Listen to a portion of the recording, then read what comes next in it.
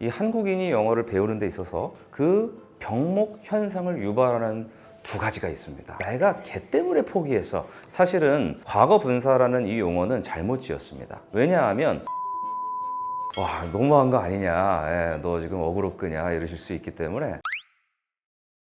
네, 여러분 안녕하십니까. 저는 언어학을 공부했고 지금은 유튜브에서 그냥 영어를 다루고 있는 주지후라고 합니다.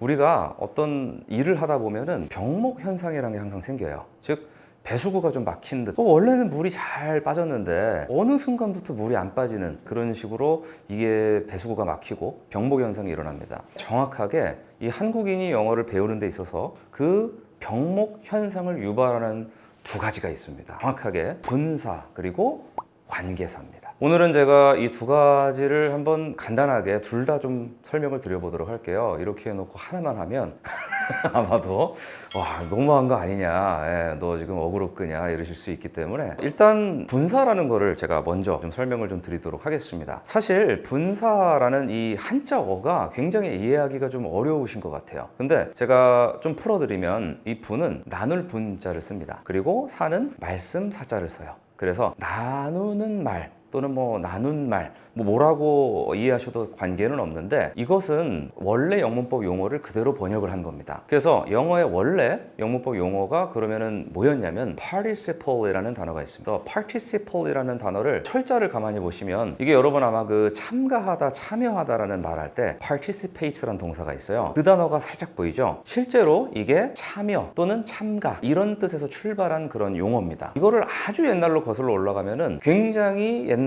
그 고대 그리스에서 뭔가 신기한 단어들이 있다라는 이런 차원에서 처음에 출발을 했는데 어떤 말들은 이거를 살짝 변형을 시키니까 원래 자기가 갖고 있던 그 기능이 아니고 다른 기능으로 변하는 경우가 있다라는 거예요. 그래서 이거를 고대 그리스에 이 사람도 참 대단한 분입니다. 자기가 그냥 직접 다 보고 듣고 정리를 해가지고 문법의 예술이라는 책을 저술을 합니다. 고대 그리스의 트락스라는 문법학자인데 이 사람이 쓴 이 문법의 이 요소를 그대로 로마 제국 시절에 라틴어 문법학자들이 그대로 베낍니다. 당시에 표절 이런 법이 없었습니다. 그리고 요거를 17, 18세기에 영문법학자들이 그대로 베끼세요. 그래서 오늘날 participle이라는 영어 문법 용어가 탄생을 했습니다. 그러면 이게 원래는 어떤 뜻이었냐고 제가 말씀을 드렸냐면 뭔가가 자기 그 모양을 바꿔서 다른 기능을 하는 식으로 다른 곳에 참여하는 이런 단어들을 묶어서 분사라고 부른 겁니다. 이게 participle의 기원인데 왜 그러면 이 분사라는 게 어렵냐? 한국어에 이런 것이 없습니다. 정확하게는 이것이 없다라기보다는 우리는 정확하게 이게 어떤 하나의 문법적 범주로 확실하게 나눠져 있지가 않습니다. 예를 들어 볼게요. kill, 죽이다라는 이 동사가 있어요. 그럼 누구를 죽이다 이런 말이 있는데 보통 우리가 학교 다닐 때 3단 변화라는 것을 외웁니다. 예를 들면 kill, 그러면은 죽인다, killed, 죽였다, 그리고 killed. 이상하게 세 번째 거가 있습니다. 그럼 얘를 보통 뭐라고 하냐면 우리가 pp라고 부르죠. 그 pp라는 말은 past participle이라는 말의 약자입니다. 즉 과거란 뜻의 past와 participle, 분사라는 것의 결합어입니다. 그래서 pp라고 줄여서 부르는데 그러면은 과거 분사 이런 말이 되잖아요. 근데 아마 지금 이걸 보시는 분들 중에 그래, 내가 과거 분사라는 말 들어봤어, 내가 걔 때문에 포기했어, 이런 분들이 분명히 계실 것 같습니다. 여러분 탓은 아닙니다. 사실은 과거 분사라는 이 용어는 잘못 지었습니다. 왜냐하면 영어에만 있습니다, 이 말이. 그리고 자기들이 베껴 마지 않았던 라틴어나 그리스어에는 과거분사라는 말이 없어요. 근데 왜 과거분사라는 말이 탄생했냐? 조금 전에 3단 변화를 보셔서 아시겠지만 kill, 바로 다음에 과거형으로 뭐가 나왔죠? killed가 나왔어요. 죽였다가 나왔는데 마지막에 나오는 이 친구가 killed인데 실제 뜻은 뭐냐면 죽임을 당한입니다. 죽임을 당한. 그러면은 우리가 이거를 아주 논리적으로 수학적으로 접근을 해보면 그러면 이 행위가 가해지는 것이 아니고 이 행위를 받는 것이다. 그럼 사실 이것은 수동이라는 개념에 해당합니다. 그리고 또 하나, 이 행위를 지금 아직 하고 있거나 앞으로 할 것이 아니고 이미 끝났죠. 그러면 이것은 완료라는 개념으로 표현할 수가 있습니다. 그래서 수동 완료 분사 이렇게 부르면 어떻습니까? 훨씬 직관적이죠. 용어를 이렇게 지었으면 아무 문제가 없습니다. 그런데 영문법 용어를 짓던 이 시기 18세기에서 19세기에 문법학자들이 그만 엄청난 짓을 하고 맙니다. 조금 전 보셨던 killed, 죽였다라는 과거형과 생긴 게 똑같다는 거예요. 그래서 그때 이 학자들 중에 누군가 한 명이 아마 당이 떨어졌거나 아니면 집에 빨리 가고 싶은 마음에 주장했을 겁니다. 형님 그냥 과거 분사로 하시죠. 근데 이제 이 사람들이 전부 다 피곤했는지 그럽세 하고 그냥 마침표 찍고 집에 가셨는 것 같아요. 그러고 나서 무수한 세월이 흘렀지만 아무도 교정을 하지 않게 됩니다. 그러면서 오늘날 우리는 과거 분사라는 논리에도 안 맞고 역사상 존재하지 않았던 용어를 그대로 물려받게 됩니다. 그러면 과거 분사 이렇게 들으면 뭔가 과거와 연관이 있을 것 같잖아요. 실제로는 전혀 아무 상관이 없습니다. 즉 어떤 행위가 이미 이루어졌고 뭔가 받는 듯한 느낌을 받는다. 그렇다면 이것을 우리는 수동 완료, 분사 이렇게 표현하는 겁니다. 그러면은 이 용어 자체가 이해가 되셨죠? kill, 죽이다. 이거는 원래는 동사입니다. 그런데 뒤에 뭔가 과거형처럼 모양을 살짝 바꿨더니 죽임을 당한이란 말이 됐습니다. 그러면 이제 우리는 무슨 말 할 수가 있냐면 죽임을 당한 그 군인 이런 말을 할 수가 있어요. 자, 그럼 여기서부터는 우리가 학교 다닐 때 배웠던 영문법이 드디어 도움이 됩니다. 명사 앞에 나오는 걸 뭐라고 합니까? 보통 형용사라고 하죠. 자, 그러면 결국 분사라는 것은 무엇이냐? 동사가 자신의 모습을 바꾸어 형용사 역할에 참여하는 것입니다. 그래서 이것을 나눌 분자, 기능을 나눈다라고 해서 분사라는 한자어를 쓰고 수동과 완료의 느낌을 가졌기 때문에 수동 완료 분사라고 했다면 그 누구도 고통을 받지 않을 수 있었습니다만 평행우주가 존재하지 않는 이상 이미 18, 19세기에 과거 분사라고 용어를 지어버렸고 그것을 그대로 한자어로 번역을 했기 때문에 여러분께서 지난 그 수십 년 동안 고통을 받으셨습니다. 참으로 저도 안타깝게 생각합니다. 그리고 또 하나는 이 관계사라는 개념입니다. 사실은 관계대명사 이렇게 외우신 분들이 많이 계실 것으로 알고 있습니다. 자, 여기에 대해서는 좀 언어의 전개 방식에 대한 이해가 조금 필요한데요. 제가 이거는 저희 선배님 말씀을 조금 빌리도록 하겠습니다. 제가 소시 쪽 공부를 할 때 90년대 굉장히 저희들 언어를 다루는 사람들한테는 이분이 아인슈타인 같은 분입니다. 정철 선생님이라는 분이 계세요. 근데 정철 선생님께서 예전에 하셨던 여러 가지 강의나 또 저술하신 책들 이런 데서 기자회견식 전개 방식이라는 비유법을 쓰신 적이 있습니다. 그리고 저는 이것으로 영어의 말 전개 방식을 굉장히 획기적으로 이해를 하게 되었고 어떻게 보면 그 이후로 제가 영어 공부를 열심히 해서 현재 영어 강사가 되기는 이런 과정까지 이르렀는데요. 한국어와 영어의 말 순서, 말 전개 방식에 너무나 큰 차이가 난다. 이거를 보통 사람들이 알아듣기 굉장히 쉽게 기자회견식 전개 방식이라고 비유를 하신 것입니다. 자, 좀 더 쉽게 말씀드리면 저는 여기에 뭐뭐를 하려고 왔습니다 라고 얘기를 하는 것이 보통 한국어적 전개 방식입니다. 가령 저를 예로 들면 저는 오늘 어떤 영상 하나를 녹화하기 위해서 여기 왔습니다라고 얘기를 하겠죠. 그런데 이것을 영어로 바꿔보면 I came, 나는 왔다란 말로 시작을 하게 됩니다. 그러면 이제부터 어떤 일이 생기냐? came이란 말 뒤에 왜 오셨습니까?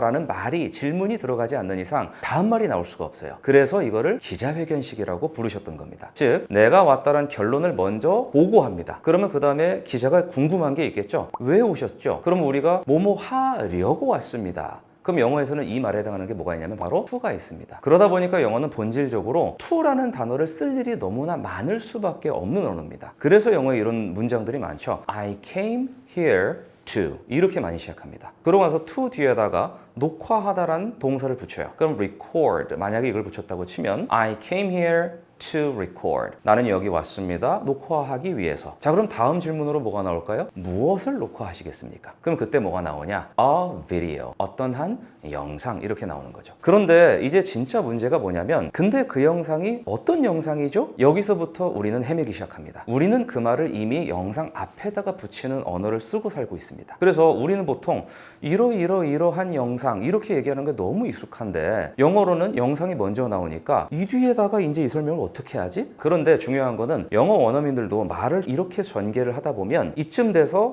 내가 이 말을 수식을 해야겠다 싶을 때 그 단어를 다시 한번 지칭해야 되는 일이 생깁니다. 그때 영어권 사람들이 아주 오랜 예전으로 돌아가 봤을 때 근데 그것은 이란 말을 한 번 더 쓰는 것이 합리적이라고 생각을 한 거죠. 당시 영어에 그것은 이란 말은 that 이라는 단어 딱 하나밖에 없었습니다. 그러다 보니까 a video 라는 말을 써놓고요. 그 뒤에 뭘 붙였을까요? that이란 말을 붙이기 시작합니다. 그리고 that이라는 말을 붙이고 나서 뒤에다가 어떤 영상인지 그냥 다시 설명을 하는 거죠. that 그 비디오는 may help, 아마 도움이 될 것이다. many people, 많은 사람들에게.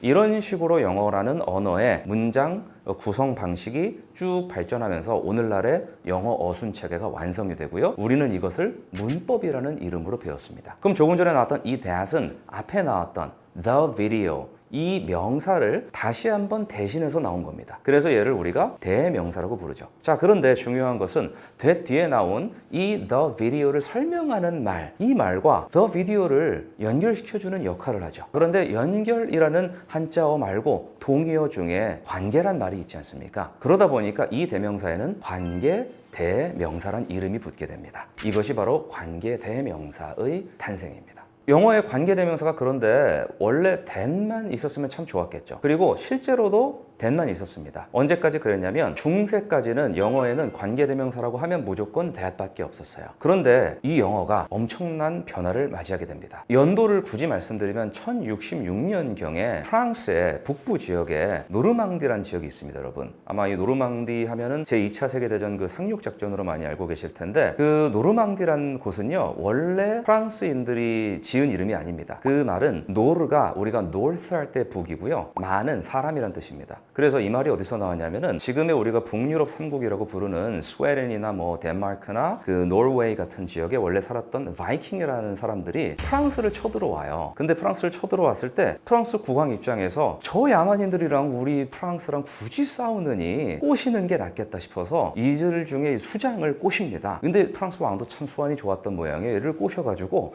자기 제후로 삼습니다. 그리고 심지어 기독교로 개종까지 시킵니다. 이게 좋았던 모양이에요. 근데 어쨌든 이렇게 해서 개종을 하고 프랑스 왕의 제후가 됩니다. 근데 당시 봉건 사회니까 프랑스 왕이 이 바이킹에게 뭘 내려줬겠습니까? 땅을 하사했죠. 그게 노르망디입니다. 북방인들이 다스리는 땅인 거예요. 그래서 노르망디가 됐는데 이 바이킹 수장이 거기서 이제 살면서 쭉 자손을 이제 낳습니다. 그리고 한 증손주쯤 되는 사람 중에 윌리엄이라는 사람이 있어요. 근데 이 사람은 이제는 완전 프랑스 사람으로 이제 살아가고 있는 거죠. 근데 이 영국 왕실도 바이킹들과 어떻게 하다 보니까 혼인 관계를 맺게 됩니다. 그러면서 족보가 꼬여가지고 이 윌리엄이라는 사람이 내가 사실 다음 영국 왕이 계승자다라고 주장을 합니다. 그러면서 어느 날 진짜 군대를 이끌고 쳐들어옵니다. 그리고 이 전투에서 그만 윌리엄이 이겨요. 그래서 실제 당시 영국 왕위 계승자였던 그 해롤드라는 사람이 죽고요. 이 프랑스어를 쓰는 노르망디 공작인 윌리엄이 영국의 왕이 됩니다. 이제부터 무슨 일이 벌어지죠?